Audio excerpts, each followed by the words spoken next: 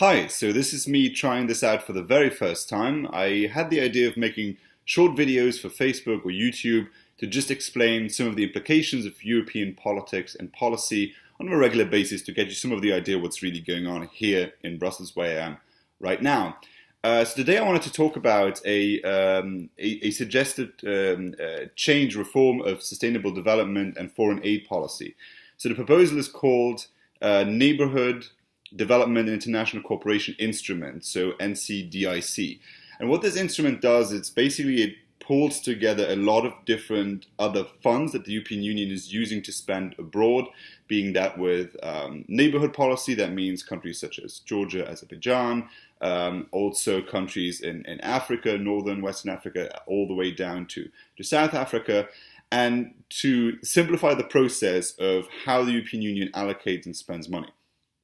The positive thing here is that it does indeed give more responsibility to the European Parliament, meaning the body that is actually elected, in order to survey where the money goes to and question the people who allocate the funds.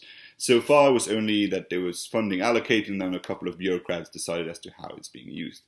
The offside is, of course, in my opinion, that now the budget is increasing, so they're asking for 89.5 billion euro for the period of 2021 till 2027. That, of course, is subject to the budget of the European Union being approved.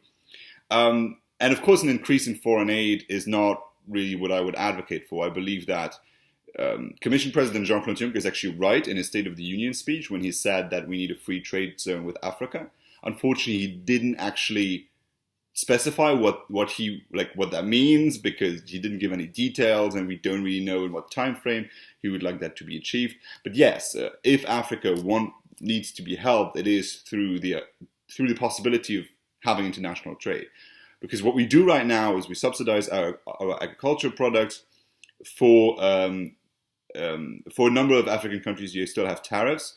So you have, I believe it's 15 countries that are part of EBA, meaning everything but arms. Those African countries do not have to pay tariffs when they export to the EU, but a lot of them do. I mean, you have to consider that there's 54 countries in the entire African continent.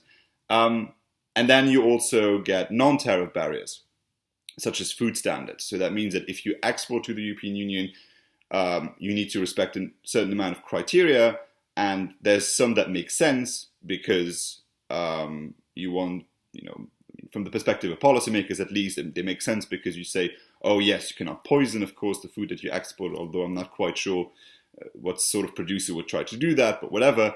And then you have a couple of standards that to me are just protectionism, because they're super complicated. The compliance cost of respecting all these standards is very high, which means it is difficult for a producer to actually respect all of these rules. So it's very difficult for Africans to export to the European Union, and we deliberately make that difficult. And on the other hand, we spend a lot of money on foreign aid to give to these countries because they're not developing. I think that if we wanted to be consistent, I believe that we should allow Africans to freely trade whatever products they want, and it's for consumers to decide whether they want to buy them or not. And we should stop sending a lot of money that also costs us a lot of money to control, is it actually being used for the purpose that we send it for. So overall, if you agree with the principle that this foreign aid payments, that they need to be made, then this proposal that is now in front of the Parliament being discussed, and they're trying to finalize it before the European elections, in that case, it's a good proposal because it actually gives more oversight, but it's a bad proposal on the mere perspective on how you actually want to give Africa more opportunities in the future. So yeah, I'll try to make these videos more regularly. I'm not sure if you're interested, but yeah, thanks for the feedback.